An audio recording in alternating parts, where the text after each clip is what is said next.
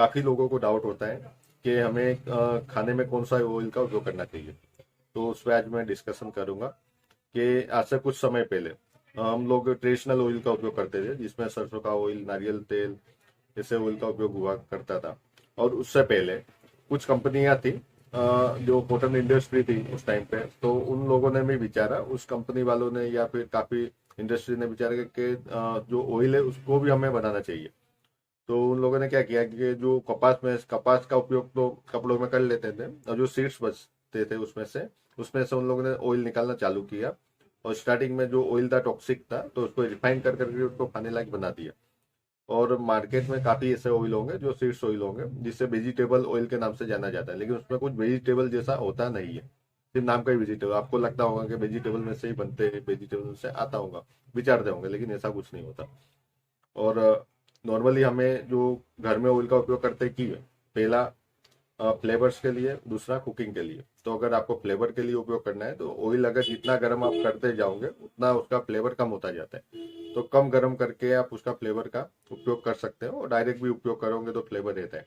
अगर आपको कुकिंग के लिए उपयोग करना है तो कुकिंग में क्या होता है कि जो भी ऑयल अगर आप कुकिंग में गरम उपयोग कर रहे हो, उसमें सेचुरेटेड फैटी एसिड कम होते हैं, अनसेचुरेटेड फैटी एसिड ज्यादा होते हैं।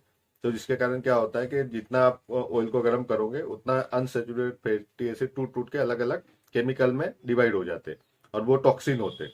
वो हमारी बॉडी के लिए कोलेस्ट्रॉल बढ़ाते हैं और बॉडी में काफी हार्म नुकसान पहुंचाते हैं।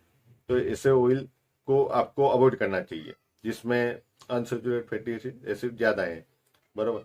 और अगर आपने देखा होगा कि अभी जो जनरेशन है, आजकल कम उम्र में भी लोगों को अटैक आ जाते हैं और अनहेल्दी रहते हैं, ओबेसिटी या उसके अलावा डायबिटीज, काफी सीडेंटरी जो लाइफ की जो बीमारियां होती है वो आजकल कॉमन देखी जाती है। तो उनका मेन रीजन क्या होता है, वो बाहर का जो होता है जंक फूड हुआ वो ज्यादा खाते हैं। लाइक जैसे अगर बाहर गए, कोई होटल में गए, तो अगर उनको समोसे खाने, तो समोसे वाला जो होगा वो एक ही ऑयल को वो दोबारा हर कस्टमर में चेंज नहीं करेगा। वो क्या करेगा, एक ही ऑयल को बारम्बार गर्म करता है, बारम्बार गर्म करता रहेगा, जिससे क्या होगा, हर बार उसका स्ट्रक्चर चेंज होता जाएगा। और उससे क्या, हम खा तो लेंगे लेकिन हम हमारे शरीर में क्या होगा, वो कहीं ना कहीं कोलेस्ट्रॉल जाके बढ़ाएंगे, अब कहीं ना कहीं आपको बॉडी में नुकसान ही करता है। इसीलिए घर में जो ऑयल होता है उसमें क्या होता है, हम एक बार गर्म करते भी उसको उपयोग नहीं करते। तो इससे ऑयल का उपयोग करना चाहिए।